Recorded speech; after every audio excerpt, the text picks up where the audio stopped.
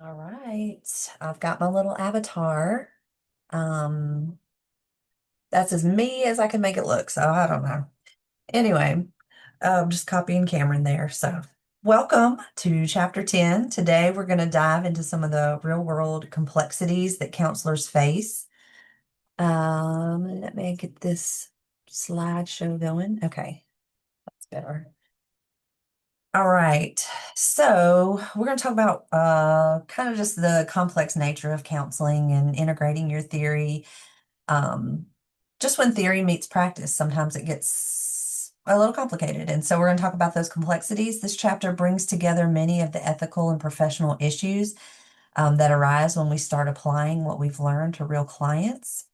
Things like developing your counseling style, navigating responsibility in the therapeutic relationship, and using techniques ethically and understanding the role of assessment and diagnosis.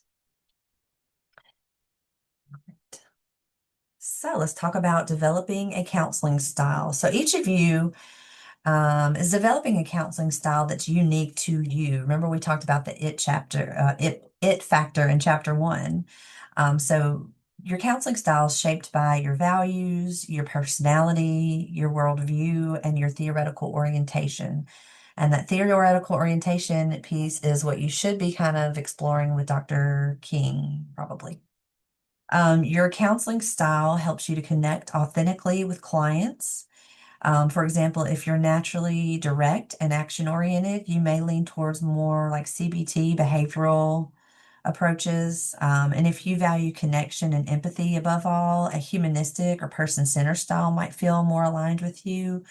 But there's no one right style. The key is intentionality. And you got to ask yourself, does the style help my client grow, or is it more about my comfort level? And so that's a good ethical checkpoint. Because remember, we are not only doing no harm, we also have to be helping our clients too. Okay, so the division of responsibility in therapy, we'll talk about the shared responsibility between counselor and client. Ethically, we're responsible for creating a safe, professional, and goal-directed space.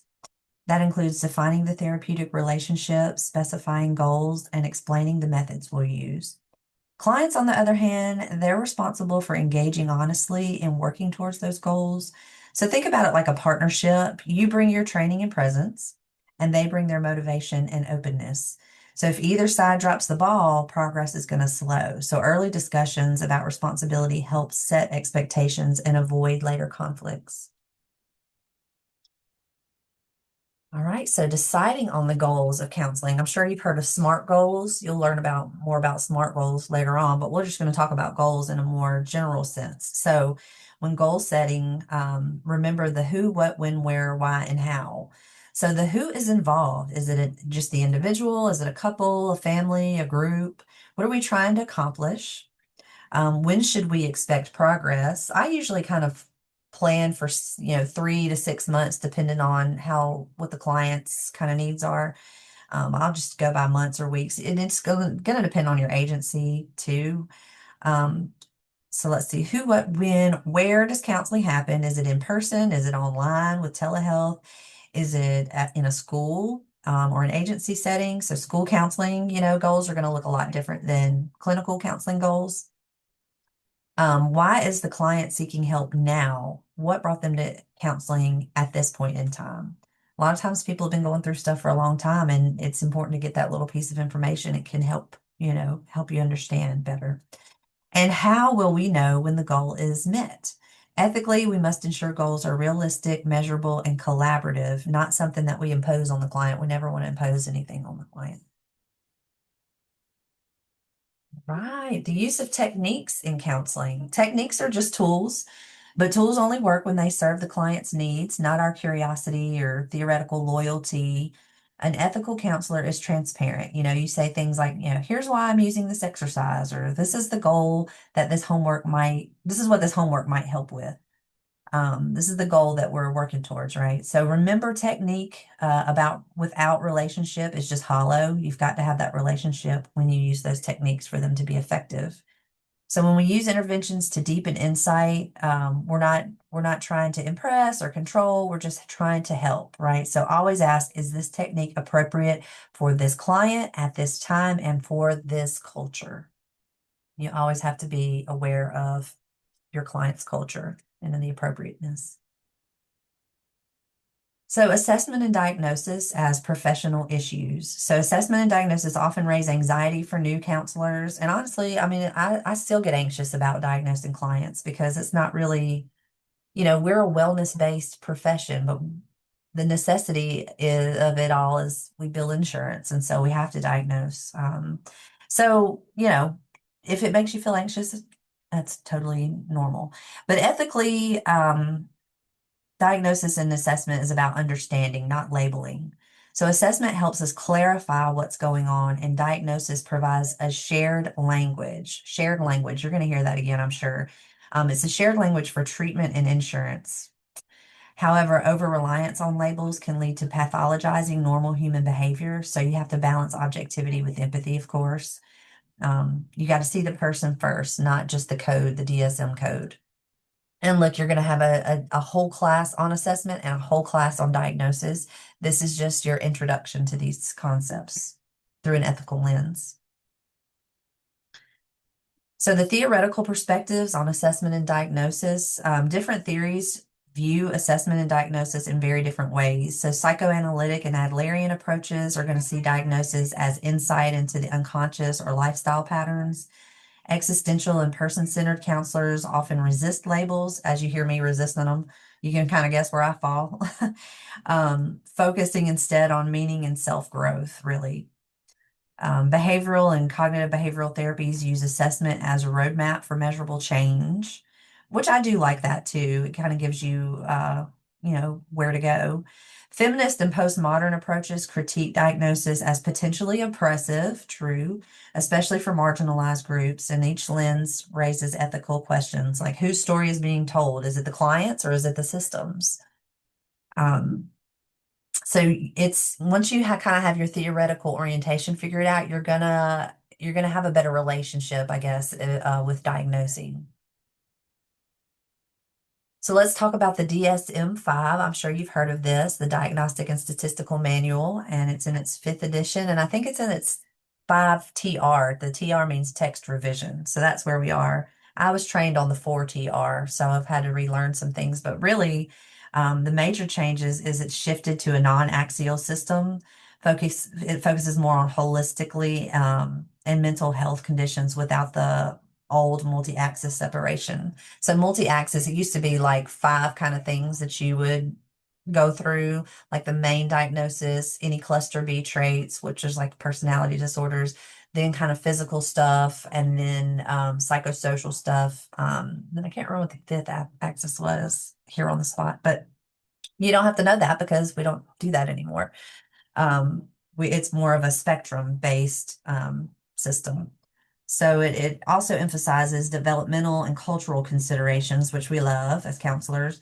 It acknowledges that mental health looks different across the lifespan and across cultures. So especially we must recognize both the strengths and the limitations of the DSM. It's a useful tool for communication, but it should never replace clinical judgment or cultural humility. All right, so psychodiagnosis, the case for and against.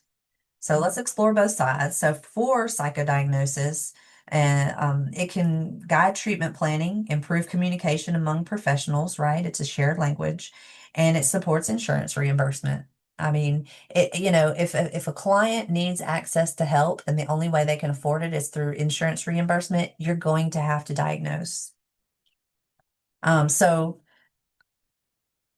the case against it is, it can be stigmatizing.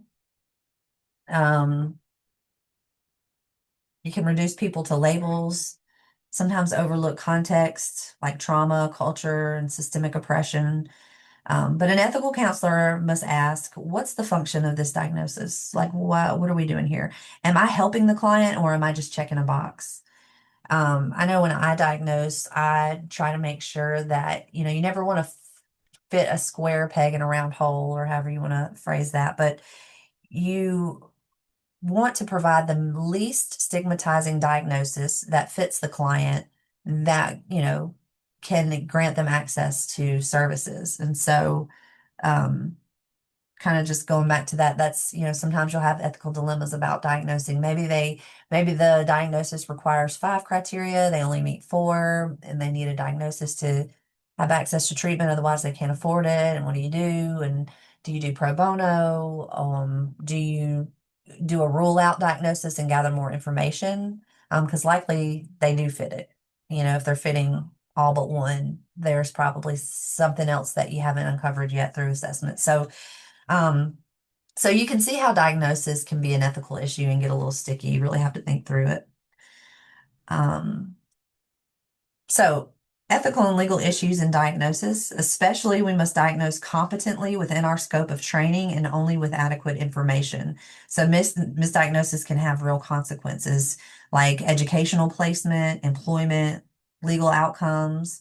Sometimes people get denied life insurance because they have a bipolar diagnosis or something like that, and there are real consequences for misdiagnosis. So legally inaccurate or culturally insensitive diagnosis can lead to malpractice claims. So document your rationale clearly, consult when in doubt, and remember the rule out is a legitimate status when you gather data. Also, school counselors, you're off the hook for this. We require this course now. This is kind of a new thing because KCREP is wanting all counselors to have an understanding of diagnosis, but in practice, you're not diagnosing in the school. You might be able to recognize some symptoms and say, hey, this person needs a referral for some clinical mental health counseling, and that might be part of your overall plan for that student, but you don't have to make diagnosis. Um, but clinical mental health counselors, you will be doing that. But you'll all be taking the class. That also qualifies you to sit for the LPC exam too by taking this class. So it's a good thing. It's a good thing overall. All right, so where are we here? Cultural issues in assessment and diagnosis. Okay. So diagnosis doesn't exist in a vacuum, nothing does. Western diagnostic models assume certain norms about emotion, family, and independence that don't always fit all cultures. We're hyper independent, right? That's a big value that we have in our culture. So ethically, we must avoid pathologizing cultural differences. So, for example, labeling a collectivist family loyalty as enmeshment. We'll talk about enmeshment in family counseling because that's just part of their culture. A lot of cultures live with their parents until they get married, and then sometimes that's in their late 20s or beyond. Um, Cultural humility means that we stay curious and collaborative, so not assumptive or judgmental. So another one is spiritual experiences can be labeled as psychosis. Well, an angel talked to me or the Lord spoke to me. That may not be psychosis. That may just be cultural or spiritual practices. So you just have to ask, what does this mean in this culture? What does this diagnosis or what does the behavior mean in this culture? All right, using tests in counseling, again, you're going to have a whole class on assessment, testing and assessment. And we, as master's level practitioners, are not qualified to use some tests. But the way I look at the assessment class is that you can give some assessments and they're tiered, and you'll learn about what you are qualified to give and what you aren't. But it's more about understanding what the results mean and being able to communicate them to your clients in a compassionate and non-jargony way. So, um, that's what I want to say about that. Other concerns arise when tests are outdated, not culturally valid, or used without informed consent. So before using any test, ensure that you have proper training and that the instrument fits the client's background and goals. And then when you share those results, again, be compassionate and don't use jargon. So testing should empower and not intimidate the client. All right, evidence-based therapy practice. So evidence-based practice rests on 3 pillars defined by the APA, American Psychological Association, and this is in 2006. I don't know if my avatar is covering it up for you or not. But the best practices The best available research. Okay, so there's three pillars are the best available research, clinical expertise, and client characteristics, culture, and preferences. So the research, what's out there, your expertise, and the client's unique situation, characteristics, culture, and preferences. So notice that research is just one piece. It's not the whole picture. So ethically, evidence-based means integrating science with humanity. It's a science and an art, right? Science with humanity. The best evidence in the world means nothing if it ignores who's in front of you, if that makes sense. Okay. So findings from psychotherapeutic research. Research tells us several things. People change, first and foremost. If we don't think people can change, what are we doing? What are we doing becoming counselors, right? No one approach consistently outperforms others. And the therapeutic alliance is one of the strongest predictors of success. Remember, I said that in the intro class. Therapeutic alliance is a huge piece of the pie when it comes to client change and improvement and progress. Without an alliance, all the techniques and tools are just going to fall flat.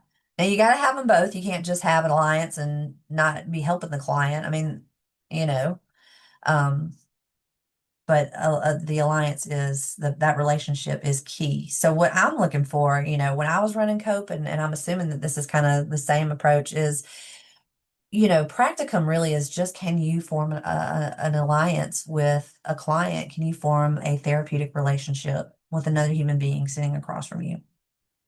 So that's what you really should be focused on when you first start seeing clients, is that therapeutic alliance, because it's the strongest predictor of success. So sometimes clients do get worse, research shows us, which means that we must monitor progress because we're only a piece of their lives. I mean, extra, they're called extra therapeutic factors.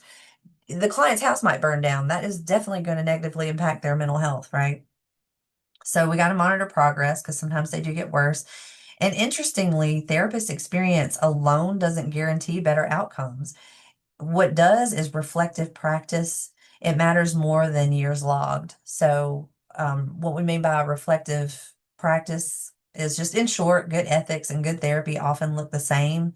Just stay humble, stay reflective, and keep learning. This is why I really encourage personal therapy. It was because it helps you kind of work through, because some of your stuff, especially when you're new, some of your stuff will get triggered that you thought you had put to bed, or maybe you didn't even realize were issues for you. And I'm speaking vaguely because we all have our own unique set of challenges. And so going to therapy is going to help you kind of work through that and be a better counselor.